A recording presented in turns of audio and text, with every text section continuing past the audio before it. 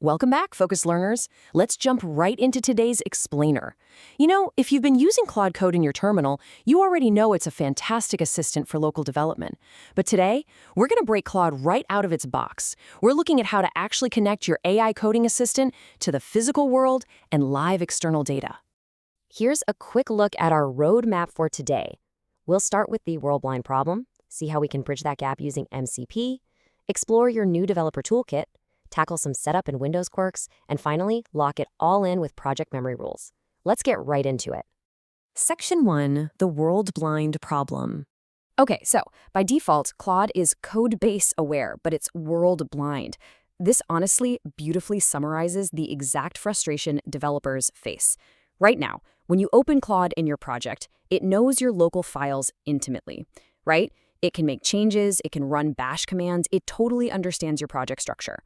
But it is completely isolated from the outside internet. It can't look at a live web page, it can't pull data from your remote database, it is entirely locked into the scope of your local files. Editing local files natively is a breeze. It's local, it's fast. But the second you need it to analyze a remote database or view a live website, you hit a complete brick wall. You can't just tell Claude to, build an interface for your live database tables because it literally lacks the tools to reach out. It needs a bridge. Section 2, bridging with MCP. So, MCP, or the Model Context Protocol, acts as our bridge here. It is an open standard designed by Anthropic, the creators of Claude. You can really just think of it as a plugin architecture. It's a way to grant Claude access to specialized external toolkits so it can actually interact with third-party services and APIs. It's a total game changer. Now, when we use MCP, Claude isn't actually reaching out to the internet directly itself. It's more of a neat three-step dance. First, the MCP server acts as an intermediary. Second is tool discovery.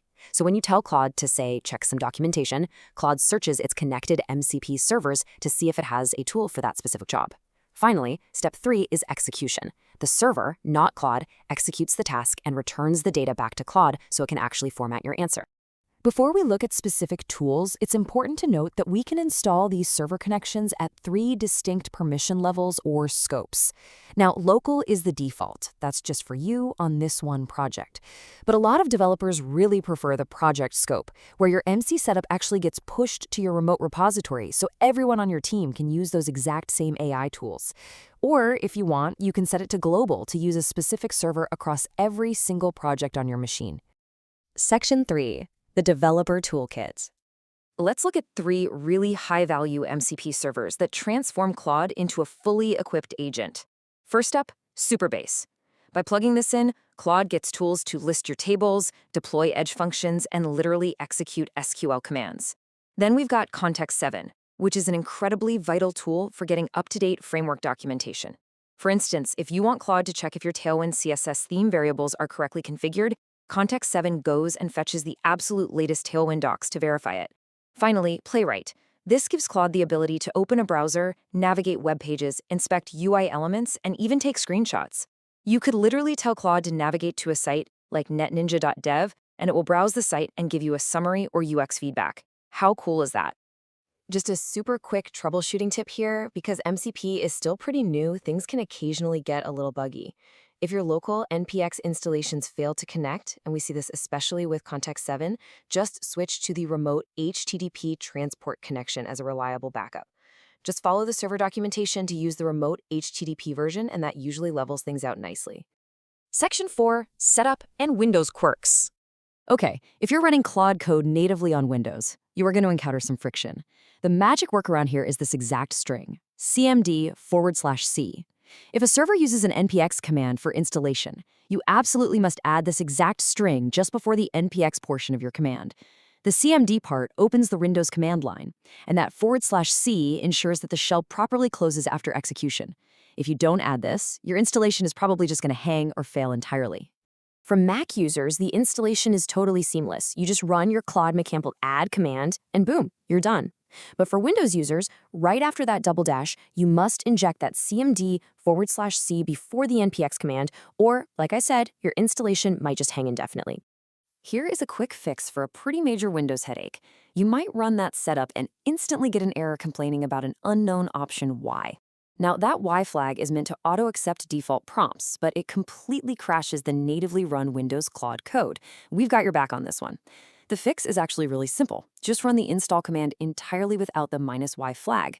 It will succeed, and Claude will generate an mcp.json file right in the root of your project. Then just open up that JSON file, find your newly added server, and manually patch the -y string right into the arguments array. Save the file, restart Claude, and you are totally good to go.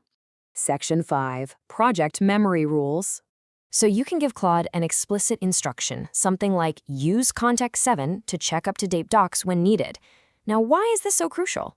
Well, because AI models, and yes, Claude included, are trained on vast amounts of historical data. That means they can very easily hallucinate and use legacy code when building out your features.